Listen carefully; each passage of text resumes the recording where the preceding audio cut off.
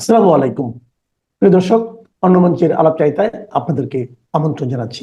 বিএনপির ভারপ্রাপ্ত চেয়ারম্যান তারেক রহমান দীর্ঘ প্রায় দেড় যুগের কাছাকাছি সময় পরে 17 বছর পরে বাংলাদেশে এসছেন এবং বাংলাদেশে এসে তার দীর্ঘ অপেক্ষার পরে তার একটা বক্তব্য শুনলাম এবং পরেও অনলাইনেও শুনলাম, একাধিকবার বক্তব্যটা শুনেছি। তাতে বেশ কিছু ইতিবাচক বিষয় আমার কাছে চোখে লেগেছে পর্যবেক্ষক হিসেবে, সেগুলো আপনাদের সঙ্গে কথা বলতে চাই। তার আগে দেখি যে তারেক রহমান দেশে ফিরলেন। এই মুহূর্তে যে রাজনৈতিক দলগুলো আছে এর মধ্যে প্রধান তিনটি রাজনৈতিক দল যাদেরকে ডক্টর মোহাম্মদ ইউনূস সদা সর্বদা ডাকেন যে কোনো সংকট পড়লে, বিএনপি, জামাত, এনসিপি।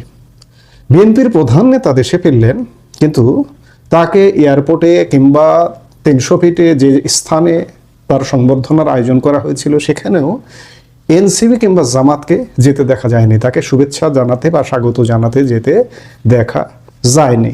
তবে সোশ্যাল মিডিয়ায়, ফেসবুকে জামাতের আমির ডক্টর শফিকুর রহমান তারেক রহমানের আগমনকে সুস্বাগতম জানিয়েছেন।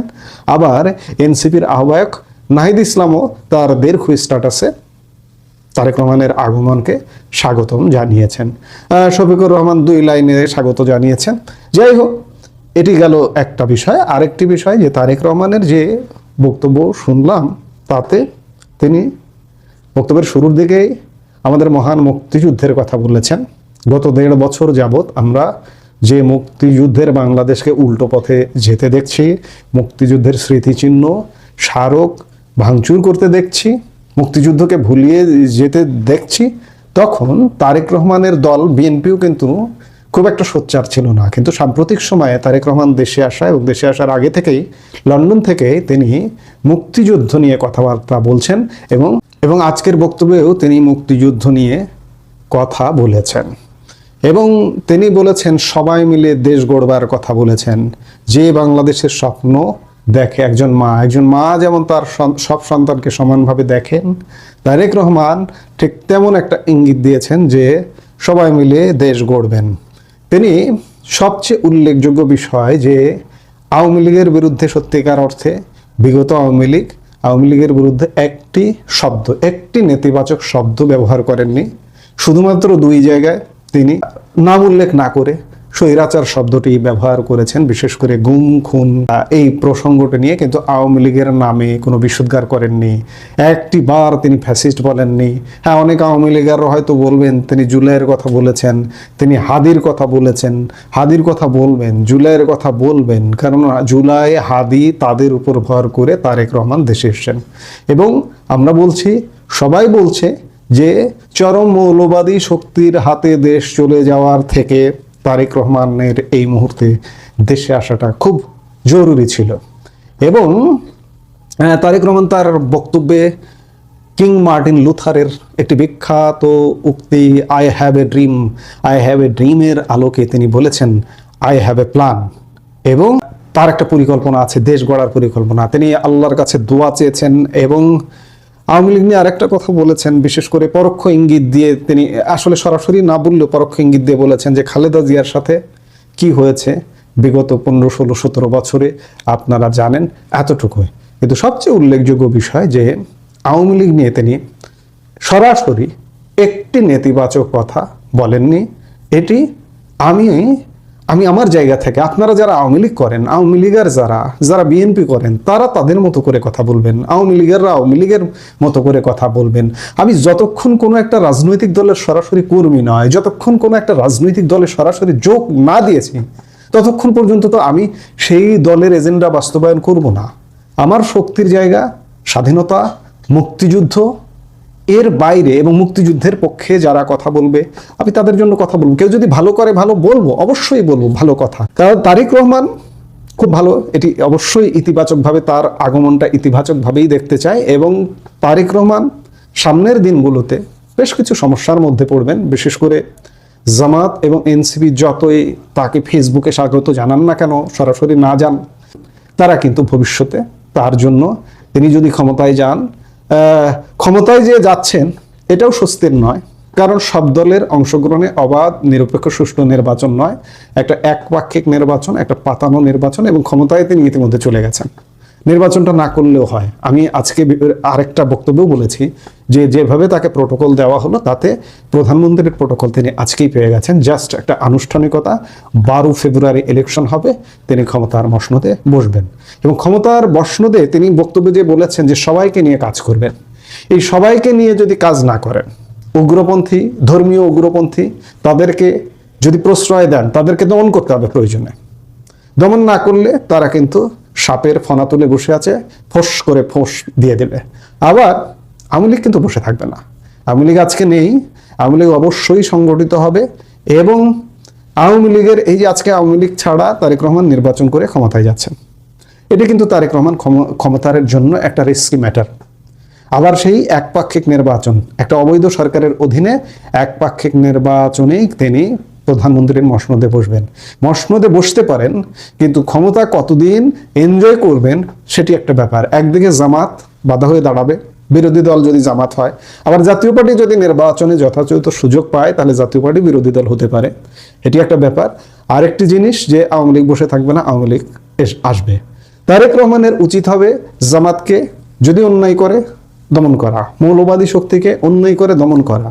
আবার আওয়ামী লীগের যে রাজনীতি বন্ধ করে রেখেছে অন্তর্বর্তীকালীন সরকার অবৈধভাবে, আপনি একটা পাতানো নির্বাচনে ক্ষমতায় আসুন, কিন্তু আজকে আওয়ামী লীগের বিরুদ্ধে কোনো নেতিবাচক কথা বলেননি।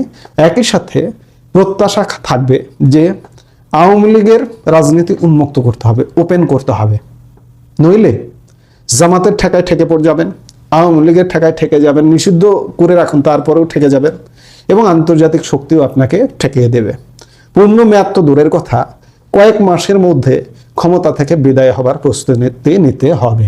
কাজেই আজকে দেশের যে পরিস্থিতি করে দিয়েছে এই অন্তর্বর্তীকালীন সরকার, দেশের 12টা বাজিয়ে দিয়েছে। অর্থনীতি, ব্যবসা বাণিজ্য, শিল্প সব ক্ষেত্রে ধস নামিয়ে দিয়েছে।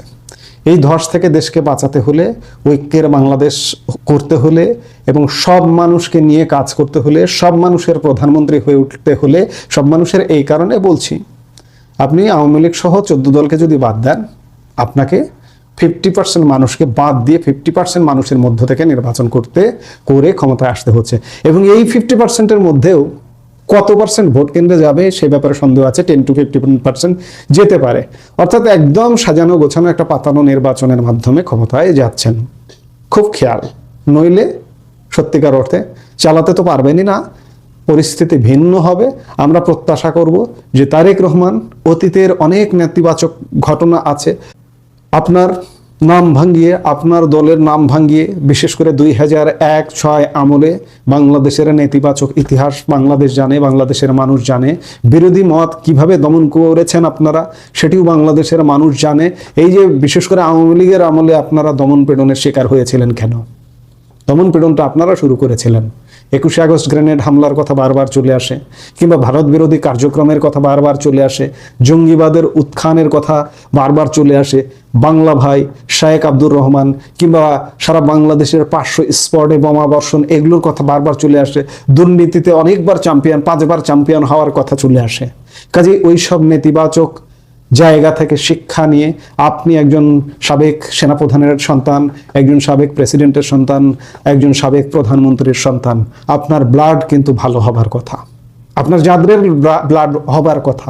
সেই জায়গা থেকে অতীতের যে নেতিবাচক কর্মকাণ্ডগুলো ছিল, ভুলগুলো ছিল, সেগুলো থেকে শিক্ষা নিয়ে যদি আগামীর বাংলাদেশ ইতিবাচক ধারায় ফেরাতে চান, তাহলে এগুলো নিয়ে পরিষ্কার একটা ধারণা, আন্তর্জাতিক সম্পর্কের জায়গায় ক্লিয়ার থাকতে হবে, বাংলাদেশের মৌলবাদী শক্তি সম্পর্কে ক্লিয়ার থাকতে হবে, এবং দমন করতে হবে মৌলবাদ। এই যে আজকে যেভাবে উত্থান হয়েছে সেগুলো দমন করতে হবে, এবং সব দলের রাজনীতি ওপেন করতে হবে, আওয়ামী লীগ সহ সব দলের। আপনার বাবার ইতিহাসের কথা মনে রাখুন। আপনার বাবা একজন বীর মুক্তিযোদ্ধা, আমাদের 1971 সালে মহান মুক্তিযুদ্ধের সেক্টর কমান্ডার, এবং আপনার বাবা ক্ষমতায় এসে সব দল উন্মুক্ত করে দিয়েছিল। সেই জায়গা থেকে আপনাকে মুক্তিযুদ্ধ লালন করতে হবে, সেই জায়গা থেকে আপনাকে মুক্তিযুদ্ধের সঠিক ইতিহাস চর্চা করতে হবে, আমার মুক্তির মহানায়ক বঙ্গবন্ধুর অবদানকে স্বীকার করতে হবে। এই কাজগুলো যদি আপনি না করেন, তাহলে আপনার দেশ চালানো কঠিন হয়ে যাবে। আমরা প্রত্যাশা করব যে তারেক রহমান আগামীর বাংলাদেশে আওয়ামী লীগকে উন্মুক্ত করে দেবে। এটাই প্রত্যাশা। আর এই কারণেই আজকের বক্তব্যে তিনি আওয়ামী লীগ নিয়ে একটু নেতিবাচক কথা বলেননি। আরেকটি জিনিস, তার দেশে আসার পেছনে আন্তর্জাতিক একটা নেগোসিয়েশনের ব্যাপার আছে। ভারত, মার্কিন যুক্তরাষ্ট্র, রাশিয়া ইত্যাদি নানান ক্ষেত্রে আমরা একটা নেগোসিয়েশনের ব্যাপার খুঁজে পাই। আন্তর্জাতিকতা বজায় রাখবেন এবং একই সাথে আওয়ামী লীগেরও সম্মতি আছে, এটাই বলতে চাই। এই সম্মতির সম্মান রাখবেন, নইলে পরিণতি আসলে খুব একটা ভালো হবে না। আপনাদের পরিণতি ভালো হবে না, আপনার পরিণতি ভালো হবে না, বাংলাদেশের পরিণতি ভালো হবে না। সোজা কথা, আমরা একটা ইতিবাচক রাজনীতিতে ফিরতে চাই। সবাই যেন রাজনীতি করতে পারে, চরম অপরাধী ছাড়া, চরমপন্থী ছাড়া সবাই যেন রাজনীতি করতে পারে, এটি আমাদের প্রত্যাশা। মামলা সব মিথ্যা না? ও ব্যারিস্টার সাহেব, মামলা সব মিথ্যা না? সময়ের ব্যাপার মাত্র। যাদের যাবজ্জীবন জেল হয়েছে তারা এখন মুখরিত হয়ে গেছে, তাই না? তাহলে মামলা যারা খায় তারা পরবর্তীকালেই দেশ এবং জাতির নেতা হয়, তারা পুনরায় ক্ষমতায় আসেন। তারেক রহমান ফিরে এসেছেন দেশে। ডক্টর মোহাম্মদ ইউনূসের অন্তর্বর্তী সরকার তার ফেরার সকল ব্যবস্থা করে দিয়েছে। আদালতে দেওয়া সাজা মওকুফ থেকে শুরু করে টোল ফ্রি রাস্তা সবই করেছেন ইউনূস মহাজনের সরকার। সবচেয়ে বড় কাজটি করে দিয়েছে সেনাবাহিনী। তারা তারেক রহমানকে গার্ড অফ অনার দিয়েছে। একজন যাবজ্জীবন সাজাপ্রাপ্ত আসামি এবং আত্মস্বীকৃত দুর্নীতিবাজ তারেক রহমানকে যোগ্য সম্মান দিয়েই দেশে ফেরালেন ইউনূস। আর একজন প্রধানমন্ত্রী বা রাষ্ট্রপ্রধান যে নিরাপত্তা পান, সেই লেভেলের নিরাপত্তাও তাকে দেওয়া হচ্ছে। তার মানে ধরেই নেওয়া হচ্ছে যে তারেক রহমান আজকে থেকে দেশের ডিফ্যাক্টো প্রধানমন্ত্রী এবং তারপর একটি নির্বাচন অনুষ্ঠানের মধ্য দিয়ে কেবল ক্ষমতা হস্তান্তরটাই বাকি। শোনা যাচ্ছে তারেক রহমানকে ফেরাতে সবচেয়ে বড় ভূমিকাটি পালন করেছে প্রতিবেশী ভারত এবং সেখানে নির্বাসিত থাকা আওয়ামী লীগ নেতৃবৃন্দ। কিন্তু তারেক রহমানের ফেরার মধ্য দিয়ে দেশের ভবিষ্যতে একজন প্রধানমন্ত্রীর যুক্ত হওয়া ছাড়াও আরো অনেক কিছুই যে যুক্ত হলো, সেটা নিয়েই আরেকটু আলোচনা করতে চাই আজকে। চলুন আলোচনা শুরু করা যাক।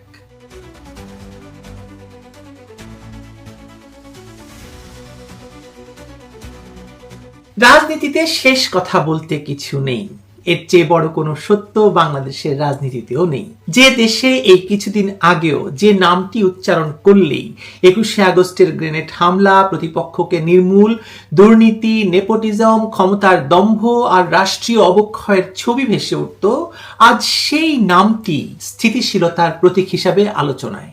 বুঝতেই পারছেন কাকে নিয়ে কথা বলছি। আমি তারেক রহমানের কথাই বলছি। তারেক রহমানকে এই কিছুদিন আগেও দেশের প্রধান দৈনিকগুলো দুর্নীতির বরপুত্র, যাবজ্জীবন কারাদণ্ডপ্রাপ্ত আসামি হিসেবে বিস্তর লিখেছে, বিস্তর সমালোচনা করেছে।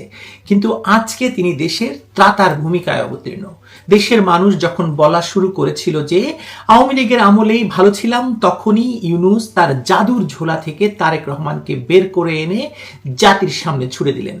অথচ ইউনূস ক্ষমতায় বসেছিলেন দুর্নীতি, দুঃশাসন, বৈষম্যের বিরুদ্ধে জিহাদ ঘোষণাকারীদের নিয়ে। 2001 থেকে 2006 দুর্নীতি, দুঃশাসন আর ভয়ঙ্কর প্রতিহিংসার রাজনীতিটি বাংলাদেশে চলেই ছিল তারেক রহমানের হাত ধরে। তাহলে আজকে তাকেই ফিরিয়ে আনার এই বিপরীতমুখী বাস্তবতাকে আপনি কিভাবে দেখেন আমি জানি না, কিন্তু আমি এভাবে দেখি যে এটা আসলে ব্যক্তি তারেক রহমানের গুণে নয়, বরং ইউনূস সরকারের রাষ্ট্র পরিচালনায় ব্যর্থতায় তৈরি হওয়া ভয়ঙ্কর শূন্যতার ফলেই তারেক রহমানকে দেশে ফিরিয়ে আনতে ইউনূস বাধ্য হয়েছেন। আর এই শূন্যতার নামকরণই ছিল হয়তো জুলাই চেতনা, যেটি সময়ের সঙ্গে সঙ্গে উন্মোচিত হয়েছে একটি নেগেটিভ ঐক্য হিসাবে, অর্থাৎ আওয়ামী লীগ বিরোধিতা ছাড়া যার আর কোনো দৃশ্যমান নৈতিক ভিত নেই। জুলাই 2024 আন্দোলনের হয়তো বাস্তবতা ছিল, বিশেষ করে আওয়ামী লীগের 17 বছরের শাসন আমলে তৈরি হওয়া ক্ষোভটা তো ছিলই, কিন্তু এই ক্ষোভকে জনমনে না ছড়িয়ে দেশি বিদেশি অস্ত্র, অর্থ আর প্রশিক্ষণের মাধ্যমে জনগণের ভেতর থেকে বেছে বেছে লাশ ফেলে দেওয়া আর ভয়ঙ্কর রক্তপাতটাকে একটি পক্ষ বাস্তব করে তুলেছিল 2024 সালের আগস্ট মাসে ক্ষমতা দখলের মাধ্যমে। কিন্তু ইতিহাস বলে রক্তপাত নিজে নিজে নৈতিক মানদণ্ড তৈরি করতে করে না। নৈতিকতা জন্ম নেয় পরবর্তী সিদ্ধান্তে, অথবা তথাকথিত যদি আন্দোলন ধরেন বা গণ অভ্যুত্থান ধরেন, তারপরে যারা ক্ষমতায় বসছে তারা কিভাবে সেটিকে নৈতিকতা দিচ্ছে, কোন মানদণ্ডে তারা বিচার করছে। বিচার কিভাবে চলবে, দায় কিভাবে নির্ধারিত হবে, ক্ষমতার অপব্যবহার হলে তার পরিণতি কি হবে, এই প্রশ্নগুলোর উত্তরেই আন্দোলনের মান নির্ধারিত হয়। জুলাই পরবর্তী বাস্তবতায় দেখা গেল এই প্রশ্নগুলোর কোনো উত্তর তৈরি হয়নি, বরং তৈরি হয়েছে নতুন এক রাজনৈতিক বন্দোবস্ত। আর সেই নতুন রাজনৈতিক বন্দোবস্তের সবচেয়ে সর্বশেষ সংযোজন এই তারেক রহমানের ফিরে আসা, এবং সরকার বাধ্য হয়েই তাকে ফিরিয়ে এনেছে। তারেক রহমানের দেশে ফেরা কেবলমাত্র বিএনপির একজন নেতার বা বিএনপির ভারপ্রাপ্ত চেয়ারপারসনের দেশে ফেরা নয়, কারণ তারেক রহমান ইতিমধ্যে বিএনপির নেতা বেগম খালেদা জিয়া যিনি চেয়ারপারসন, তিনি আসলে বেঁচে আছেন নাকি মারা গেছেন আমরা কেউ জানি না। কিন্তু তারেক রহমানের এই যে ফিরে আসা, এটি যে রাষ্ট্রীয় পক্ষপাতের চূড়ান্ত নজির, তা কি আপনি অস্বীকার করতে পারবেন? একজন সর্বোচ্চ আদালতে দণ্ডিত আসামির ক্ষেত্রে রাষ্ট্র যখন আইন আদালত রায়ের ধারাবাহিকতা অগ্রাহ্য করে রাজনৈতিক সমঝোতায় পথ খুলে দেয় তার ফিরে আসা, তখন সেটি ব্যক্তিগত ঘটনা থাকে না, তাই না? সেটি আসলে নির্দেশ করে যে বিচার আর ন্যায় নয়, ক্ষমতার প্রয়োজনই আসলে শেষ কথা। এখানেই তথাকথিত জুলাই চেতনার ফাঁপা জায়গাটা বা ফুটো কলসিটা আমরা দেখে ফেলি। যদি জুলাই চেতনা সত্যি বৈষম্য বিরোধী হতো, তাহলে প্রথম 2001 থেকে 2006 পর্যন্ত করা সকল অন্যায়ের বিচার না করে কেবল শেখ হাসিনার আমলটাকেই বিচারের জন্য বেছে নেওয়া হতো না। আপনারা স্মরণ করতে পারেন যে যখন 2024-এর এই অগাস্টের পরপরই এই যে এখনকার সন্ত্রাসীরা, এনসিপির নেতৃত্বরা প্রায়ই তারেক রহমানকে নিয়ে স্লোগান দিত, তারেক আমার এটা সেটা, এবং তার বিচার করা হবে, তার দুর্নীতির বিচার করা হবে, এগুলো কিন্তু বলেছিল তারা, মনে আছে আপনাদের? এবং 2001 থেকে 6 পর্যন্ত চলা অপারেশন ক্লিন হার্ট থেকে শুরু করে র্যাবের মাধ্যমে সে সময় যে গুম খুনের ঘটনা ঘটেছিল, সেগুলোরও তো বিচার শুরু হওয়ার কথা ছিল, কিন্তু না, সেটা তো হয়নি। শুধুমাত্র আওয়ামী লীগ আমলকেই বেছে নেওয়া হয়েছে এই একচক্ষু বিচারের আওতায়। সবচেয়ে বড় কথা হলো 21শে আগস্টের গ্রেনেড হামলা, মানি লন্ডারিং, দুর্নীতি, এসব মামলায় আদালতের রায় ছিল। সেই রায়কে এক ঝটকায় অকার্যকর করে দেওয়া মানে সত্য প্রতিষ্ঠা নয়, মানে আদালতকে ক্ষমতার অধীন করে ফেলা। ফলে প্রশ্ন উঠছে, এতে কি জুলাই চেতনা ধ্বংস হলো? বাস্তবতা হলো ধ্বংস করার মতো কোনো সুসংহত চেতনা আদৌ ছিল কিনা, সেটাই আসলে মূল প্রশ্ন। বরং বলতে পারেন আপনি যে জুলাই ছিল একটি ট্রানজিশনাল ন্যারেটিভ, ক্ষমতা বদলের জন্য বা ক্ষমতা দখল করে ক্ষমতাকে অন্য মাত্রায় নিয়ে যাওয়ার জন্য একটি সাময়িক ভাষা, যার প্রয়োজন ফুরাতেই সেটাকে পাশে সরিয়ে রাখা হয়েছে বা ছুঁড়ে ফেলে দেওয়া হয়েছে নর্দমায়।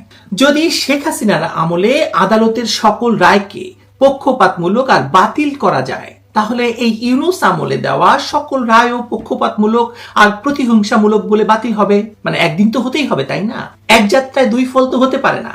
তাহলে এই প্রশ্নটা খুব প্রাসঙ্গিক হয়ে যাবে যে তারেক রহমান ফিরতে পারলে শেখ হাসিনা কেন ফিরতে পারবেন না? যদি যুক্তি হয় রাজনৈতিক প্রতিহিংসা, কথিত ফ্যাসিস্ট আমলের সাজা, পক্ষপাতদুষ্ট বিচার, এসব কারণে তারেক রহমান ফিরে এসেছেন, এটাই যদি আপনার যুক্তি হয়, তাহলে সেই যুক্তি তো একতরফা হতে পারে না। শেখ হাসিনার বিরুদ্ধে থাকা মামলাগুলোও একই যুক্তিতে পুনর্বিবেচনার দাবিদার হয়ে পড়বে। আপনি একদিকে বলবেন তারেক রাজনৈতিক নিপীড়নের শিকার, আর অন্যদিকে বলবেন শেখ হাসিনা মানবাধিকার লঙ্ঘনের দায়ে অভিযুক্ত। এই দুই অবস্থান একসাথে টিকতে পারবে না, যদি না আপনি স্বীকার করেন যে বিচার নয়, ক্ষমতার হিসাবই এখানে মুখ্য। তার মানে রাষ্ট্র তার নিরপেক্ষ এবং নৈতিক অবস্থান থেকে সিদ্ধান্ত নিচ্ছে না, তাই না? তারেক রহমানকে ফিরিয়ে রাষ্ট্র তার নৈতিক অবস্থান থেকে সরে গেছে, যদি কোনো নৈতিক অবস্থান থেকে থাকে, যদি সেরকম কিছু আদৌ থেকে থাকে আর কি। রাষ্ট্র মানে শুধু সংবিধান নয়, রাষ্ট্র মানে নৈতিক ধারাবাহিকতা। আপনি যদি এক পক্ষের জন্য আইনকে নমনীয় করেন, অন্য পক্ষের জন্য কঠোর রাখেন, তাহলে রাষ্ট্র আর রাষ্ট্র থাকছে না, ক্ষমতার যন্ত্রে পরিণত হচ্ছে। এই অবস্থায় দাঁড়িয়ে আওয়ামী লীগের বিরুদ্ধে দুর্নীতি বা অর্থ পাচারের মামলা যদি আপনি চালিয়ে যান আন্তর্জাতিক পরিসরে, সেটাকে ন্যায় বিচার বলা হবে না, বলা হবে রাজনৈতিক প্রতিশোধ। ইতিমধ্যেই আন্তর্জাতিকভাবে এই সব বলা শুরু হয়েছে। ব্রিটেনের সাংসদরা বলছেন, আমেরিকার কংগ্রেসম্যানরা বলছেন, আর দেশের ভেতরে তো আছেই। আদালত কাগজে চলতে পারে, কিন্তু বিশ্বাসযোগ্যতা থাকে না আদালতের। ইতিমধ্যেই দেশে বিদেশে এই প্রশ্ন উঠতে শুরু করেছে এবং খুব দ্রুত সেটা আরো জোরে সোরে উচ্চারিত হবে। দুঃখজনক সত্য হলো বাংলাদেশে এই বৈষম্যের রাজনীতি আসলে বাস্তবতা। সেটা বঙ্গবন্ধু শেখ মুজিবুর রহমানকে হত্যার পর থেকেই শুরু হয়েছে এবং এখনো ডক্টর মোহাম্মদ ইউনূসের নেতৃত্বের যে সরকার, আপনারা অন্তর্বর্তী সরকার বলেন, তারা সেটি সমানে করে যাচ্ছে। আওয়ামী লীগকে সরিয়ে বারবার বিএনপি জামায়াতকে অনৈতিক সুযোগ করে দেওয়াই হচ্ছে এই বৈষম্যের রাজনীতি। এই মুহূর্তে বাংলাদেশে এই রাজনৈতিক বিচারিতাকে নেতৃত্ব দিচ্ছেন ডক্টর মোহাম্মদ ইউনূস নিজে। আওয়ামী লীগকে ক্ষমতাচ্যুত করে নিজেদেরকে নৈতিক বিকল্প হিসাবে তুলে ধরাই ছিল এই সরকারের মূল রাজনৈতিক পুঁজি। কিন্তু নৈতিকতা কোনো ঘোষণাপত্র নয়, এটি সিদ্ধান্তে প্রতিফলিত হয়। তারেক রহমানের প্রত্যাবর্তনের প্রস্তুতিতে যে রাষ্ট্রীয় উদ্যম দেখা গেছে, পরিবহন সুবিধা, প্রশাসনিক সহায়তা, আইনগত দ্রুততা, তা একটাই বার্তা দেয়, ক্ষমতার নতুন সমীকরণে কে প্রয়োজনীয় আর কে নয়। প্রশ্ন হলো, এই দরদের উৎস কি? নৈতিক দায়বদ্ধতা নাকি রাজনৈতিকভাবে টিকে থাকার তাগিদ? বাস্তবতা হলো, জুলাই পরবর্তী কাঠামোর ভেতরে যারা আছে তাদের অনেকেরই অতীত এবং বর্তমান নিয়ে প্রশ্ন আছে। এই প্রশ্নগুলোর মুখোমুখি টিকে থাকতে হলে ক্ষমতার অংশ থাকা জরুরি। রাজনীতিতে এক মাস্টার মাইন্ড আর এক মাস্টার মাইন্ডের প্রয়োজন বোঝে, এই নির্মম বাস্তবতা অস্বীকার করতে পারবেন না আপনি। ফলে তারেক রহমানের প্রতি এই দরদ কেবল ব্যক্তিগত নয়, এটি একটি সেলফ প্রিজার্ভেশন স্ট্র্যাটেজি। একটা ইন্টারেস্টিং সত্য হলো, এটাও হয়তো হতে পারে যে আওয়ামী লীগের ভেতরে যারা লুটপাট, দুর্নীতি, অর্থ পাচারের সঙ্গে যুক্ত ছিলেন, তাদের অনেকের কাছেও তারেক রহমান খারাপ বিকল্প নন হিসেবে বিবেচিত হবে। কেন? কারণ হচ্ছে, এই রাজনীতির পুরনো খেলোয়াড়রা নিয়ম জানেন, ম্যানেজমেন্ট বোঝেন। তারা ভাবছেন যে বিএনপিকে কিছুটা, তাদের যে অর্জিত বিপুল সম্পদ তার কিছুটা দিয়ে তারা বাংলাদেশে ফিরতে পারবেন। এটা একটা ভাবনা, যদিও আমার কাছে বিষয়ে কোনো প্রমাণাদি নেই। ফিরি সেই জুলাই চেতনার কথায়। এই চেতনা যে ভুয়া আর সব দিক থেকেই ফোকলা হয়ে গেছে, তার বলার অপেক্ষা রাখে না। এর ভিত্তিটাই যে আওয়ামী লীগ বিরোধিতা এবং তাতে সকল পক্ষ একজোট, তা তারেক রহমানের নিষ্পাপ হয়ে দেশে ফেরাটা আরো জোরালোভাবে প্রমাণ করে দিল। ডক্টর ইউনূসকে সামনে রেখে জামায়াত বিগত 1 বছর যা করেছে, তা মূলত মুক্তিযুদ্ধকে ধ্বংস করে বাংলাদেশকে একটি জঙ্গি রাষ্ট্রে পরিণত করার চেষ্টা। সেটাকে দেখিয়েই দেশের সুশীল সমাজ নতুন ন্যারেটিভ তৈরি করেছে। সেটা হলো, জামায়াতের চেয়ে বিএনপি ভালো, তাই তারেককে দরকার। এই যে ন্যারেটিভ হঠাৎ জন্ম নেয়নি, এটি বহুদিন ধরে প্রস্তুত করা হয়েছে। উগ্র ডানপন্থার উত্থান, মব রাজত্ব, নারী এবং সংখ্যালঘু নিপীড়ন, সংস্কৃতির উপর আঘাত, এই ভয়ের বিপরীতে একটি কম খারাপ বিকল্প তৈরি করা হচ্ছে। তারেক রহমান সেই বিকল্পের প্রতীক। এটি তারেকের অর্জন নয়, এটি রাষ্ট্রের ব্যর্থতার ফল। তথাকথিত জুলাই চেতনার কবর হয়ে গেল এই প্রত্যাবর্তনের ভেতর দিয়ে। তাহলে জিজ্ঞেস করি আপনাকে, জুলাই চেতনা বলতে আপনি কি বোঝেন? পারলেন না তো বলতে, আমি দেই উত্তরটা। জুলাই চেতনা বলতে এখন আর কিছু নয়, কেবল আওয়ামী লীগ বিরোধিতা আর শেখ হাসিনা বিরোধিতা বোঝায়। সঙ্গে মুক্তিযুদ্ধকে অস্বীকার করা ছাড়া আর কিছুই নেই এই জুলাই চেতনার বলতে। বৈষম্য বিরোধী রাজনীতির কথা বলা হয়েছিল, কিন্তু বৈষম্য প্রথমেই প্রতিষ্ঠিত হয়েছে বিচারে। ন্যায় বিচারের কথা বলা হয়েছিল, কিন্তু ন্যায়কে রাজনৈতিক দর কষাকষির উপকরণে পরিণত করা হয়েছে। নতুন রাজনীতির কথা বলা হয়েছিল, কিন্তু ফিরেছে পুরনো সব খেলোয়াড়রা। তারেক রহমান যে প্রক্রিয়ায় ফিরেছেন, সেই একই প্রক্রিয়ায় যদি শেখ হাসিনাকে দেশে ফেরার সুযোগ না দেওয়া হয়, তাহলে এটি আন্তর্জাতিকভাবেই শেখ হাসিনার বিরুদ্ধে বিচারকে প্রতিশোধমূলক বিচার হিসেবে চিহ্নিত হওয়া শুরু হয়ে গেছে ইতিমধ্যে। সেটি আরো বাড়বে। নির্বাচনের পর সেটি ভয়ঙ্কর আকার ধারণ করবে, যদি নির্বাচন হয়। দেশের রাজনীতি যুক্তিতে চলে না, চলে ধান্দায়। এই যে শুরুতে বলেছিলাম শেষ কথা বলে কিছু নেই, সেটাও একটা ধান্দাই। এখন এই শেষ কথা এটাই যে এরপর কি তবে শেখ হাসিনা ফিরছেন? তারেকের মতো রাষ্ট্রই তাকে সকল অভিযোগ থেকে মুক্ত করে ফিরিয়ে আনবে? রাষ্ট্রকেই আনতে হবে। যদি রাষ্ট্র না আনে, তাহলে আপনি আরো স্পষ্ট বুঝবেন যে রাষ্ট্র বিএনপি জামায়াতের জন্য একরকম আর আওয়ামী লীগের জন্য আরেক রকম। সুখের কথা কি জানেন? সুখের কথা হলো, রাষ্ট্র দখলকারীরা বিএনপি জামায়াত বান্ধব হলেও দেশের জনগণের গরিষ্ঠ অংশ কিন্তু আওয়ামী লীগকে নিজেদের ত্রাতা মনে করে, যেমনটি তারা মনে করত 1971 সালেও। 1975 সালে যারা বঙ্গবন্ধুকে খুন করেছিল, তারা বিএনপি প্রতিষ্ঠা করেছে, জামায়াতকে ফিরিয়ে এনেছে, কিন্তু দেশের মানুষ আওয়ামী লীগকে ফিরিয়েছে। এটা আপনারা কিন্তু ভুলেন না। এটাই সত্য, এটাই বাস্তব। ঠিক 17 বছর পর লন্ডনের ফগ বা কুয়াশা ছেড়ে ঢাকায় ফিরে এলেন বিএনপির ভারপ্রাপ্ত চেয়ারম্যান তারেক রহমান। 25শে ডিসেম্বর বড়দিনের সকালে যখন সবাই কেক নিয়ে ব্যস্ত, ঠিক বেলা 11:15টায় ঢাকার আকাশ সীমায় ল্যান্ড করলো তার বিমান। 17 বছর পর লন্ডন থেকে দেশে ফিরে সমর্থকদের বিপুল ভালোবাসায় সিক্ত হলেন বিএনপির ভারপ্রাপ্ত চেয়ারম্যান তারেক রহমান। ফেব্রুয়ারিতে ঘোষিত নির্বাচনের মাত্র 1.5 মাস আগে তার দেশে ফেরা রাজনীতিতে তৈরি করেছে নতুন মাত্রা। মব ভায়োলেন্সে ধুঁকতে থাকা দেশে শান্তি ফেরানোর উপর দিয়েছেন সর্বোচ্চ জোর।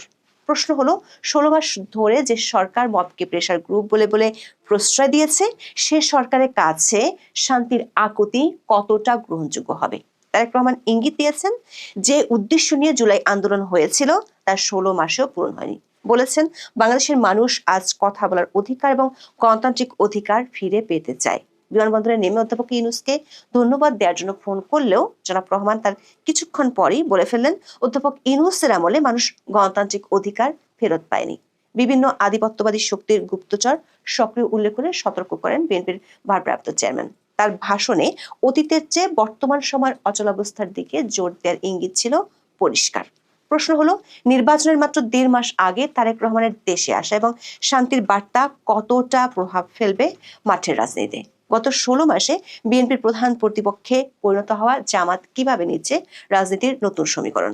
দেশের 16 মাসে মবের পৃষ্ঠপোষকতার দায়ে বিএনপি জামাত দুই দলই অভিযুক্ত। সেক্ষেত্রে নির্বাচনকালীন আরো অস্থির সময় তারেক রহমানের বার্তা কি প্রভাব ফেলবে? তিনি সব দলের প্রতি শান্তির আহ্বান জানানোর মধ্য দিয়ে বিশেষ কোন ইঙ্গিত দিয়ে দিলেন? বিস্তারিত জানতে চলুন যাওয়া যাক বিশ্লেষণে।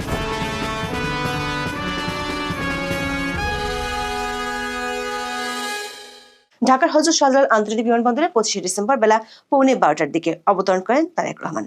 দলের শীর্ষস্থানীয় নেতারা তাকে স্বাগত জানান। প্রায় 1 ঘন্টা বিমানবন্দরে অবস্থান করে পূর্বাচলে গণসংবর্ধনা মঞ্চের উদ্দেশ্যে বাসে করে যাত্রা করেন। তার গাড়িবহর ঘিরে ছিল স্মরণকালের সর্বোচ্চ নিরাপত্তা। সেনাবাহিনীর বিশাল কর্ডন আর স্মরণকালের সর্বোচ্চ নিরাপত্তা নিয়ে তিনি যাত্রা শুরু করলেন পূর্বাচলের দিকে। কিন্তু মুশকিল হলো 7 কিলোমিটার রাস্তা পার হতে সময় লাগলো 3 ঘন্টার বেশি। তারেক রহমানকে স্বাগত জানাতে বিমানবন্দরের আশপাশে সড়ক ও পূর্বাচলে সমবেত হন লাখো নেতাকর্মী। বুলেট প্রুফ বিশেষ বাসের ভিতরে দাঁড়িয়ে অভিনন্দনের জবাব দিতে দিতে সংবর্ধনা স্থলে যান তারেক রহমান। বিকেল 4টার আগে পূর্বাচলের সংবর্ধনা মঞ্চে ওঠেন তারেক রহমান। বক্তব্যের শুরুতেই আসে 71-এর মুক্তিযুদ্ধের প্রসঙ্গ, সেই সঙ্গে 1975 সালের 7ই নভেম্বর, 90 এবং 24-এর অভ্যুত্থানের প্রসঙ্গ উল্লেখ করেন। 24-এর আন্দোলনের 16 মাসেও লক্ষ্য পূরণ না হওয়ার ইঙ্গিত দিয়ে বলেন, আজ বাংলাদেশের মানুষ কথা বলার অধিকার ফিরে পেতে চায়।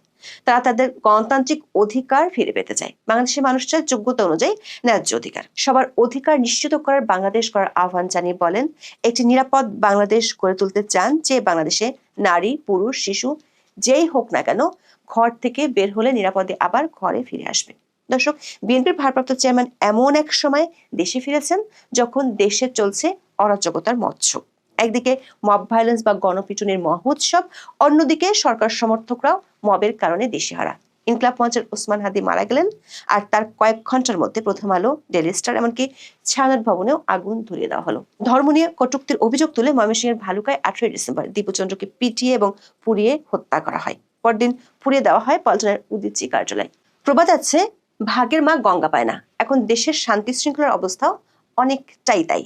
এই অবস্থায় তারেক রহমান মঞ্চে দাঁড়িয়ে 3 বার বললেন, আমরা দেশের শান্তি চাই।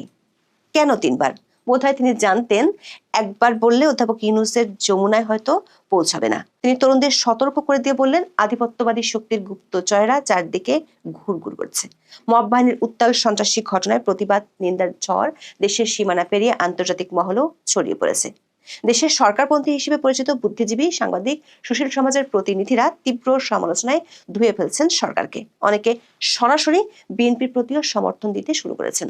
নতুন করে মব সন্ত্রাসের দায়ে অভিযোগের আঙুল তোলা হচ্ছে এই সময় বিএনপির প্রধান প্রতিপক্ষ জামাতের দিকে। ঠিক এমনই এক সময় নির্বাসিত জীবন শেষে দেশে ফিরেছেন তারেক রহমান।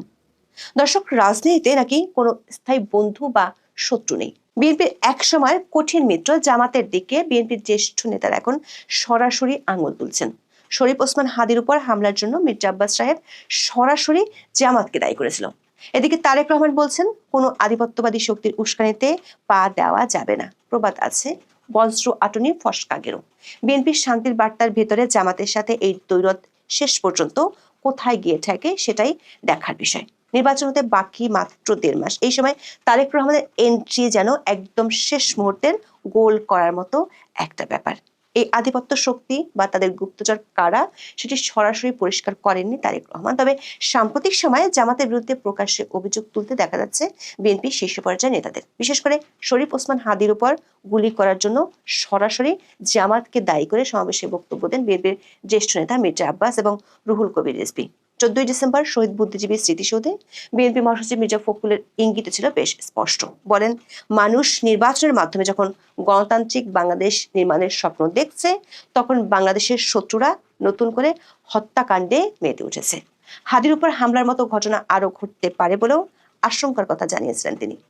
দর্শক, তাৎপর্যপূর্ণভাবে দেশের শান্তি শৃঙ্খলা নিশ্চিতের জন্য সব দল এমনকি নির্দলীয় নাগরিকদেরও এগিয়ে আসতে বলেছেন তারেক রহমান। প্রশ্ন হলো, এখানে সব দল বলতে তিনি কাদের বুঝিয়েছেন? এটা যে কেবল সরকার অনুমোদিত দল নয়, সেটি বক্তব্যের সামগ্রিক ধরন দেখে স্পষ্ট। এমনকি সাবেক সরকারের বিরুদ্ধে সমালোচনাও তিনি করেছেন খুব সংক্ষিপ্ত কিছু বাক্য ব্যবহার করার মাধ্যমে। অতীতের চেয়ে বর্তমানের দিকেই বেশি জোর দিয়েছেন। সেক্ষেত্রে দেশে অস্থিরতা দূর করতে একটি জাতীয় ঐক্যের আহ্বান দিলেন কিনা তা নিয়ে জল্পনা কল্পনা চলছে। সবাইকে নিয়ে নিরাপদ বাংলাদেশ করার আহ্বান নিয়েও চলছে আলোচনা। তারেক রহমান হঠাৎ করে মার্টিন লুথার কিং এর সেই বিখ্যাত আই হ্যাভ আ ড্রিম ধার করে বললেন আই হ্যাভ আ প্ল্যান, কিন্তু প্ল্যানটা কি সেটা তিনি খোলাসা করেননি। তিনি চাইলেন সবার সহযোগিতা, বললেন দেশের মানুষ পাশে থাকলে তিনি এই প্ল্যান বাস্তবায়ন করবেন। যেন একটা থ্রিলার সিনেমার সাসপেন্স। আমরা সবাই জানি মনের কথা মনেই ভালো, কিন্তু কোটি কোটি মানুষ এখন সেই সিক্রেট প্ল্যান জানার জন্য বসে আছে। পরিকল্পনাটি কি তা খোলাসা করেননি তারেক রহমান, তবে বলেন আগামী দিনে যারা দেশ পরিচালনার দায়িত্বে আসবে তারা সবাই মিলে মহানবী সাল্লাল্লাহু আলাইহি ওয়াসাল্লামের ন্যায়প্রণতার আলোকে দেশ পরিচালনার সর্বোচ্চ চেষ্টা করবেন। প্রশ্ন হলো, এসব কথা কি শুধু রাজনীতির মারপ্যাচ, নাকি সত্যি সবার অংশগ্রহণে একটি শান্তিপূর্ণ ও নিরাপদ দেশ করার ইচ্ছা প্রকাশ করলেন বিএনপির ভারপ্রাপ্ত চেয়ারম্যান? সবার সেই অংশগ্রহণ নিশ্চিত করতেই বা তিনি কি করতে চান, কি তার প্ল্যান, যেটি তিনি শুধু প্রকাশ করেছেন কিন্তু খোলাসা করেননি লাখো সমর্থকদের সামনে? 17 বছর নির্বাসন শেষে তারেক রহমানের এই প্রত্যাবর্তন কি বাংলাদেশের রাজনীতিতে বসন্ত আনবে, নাকি পুরানো চাল ভাতে বাড়ির মতো পুরনো ধারার রাজনীতি ফিরে আসবে? তিনি নিরাপদ বাংলাদেশের স্বপ্ন দেখাচ্ছেন, যেখানে নারী শিশু সবাই নির্ভয়ে চলাফেরা করতে পারবে। কিন্তু প্রশ্ন থেকে যায়, এই 1.5 মাসের কাউন্টডাউনে তারেক রহমানের শান্তির বার্তা মব ভায়োলেন্স থামাতে পারবে তো?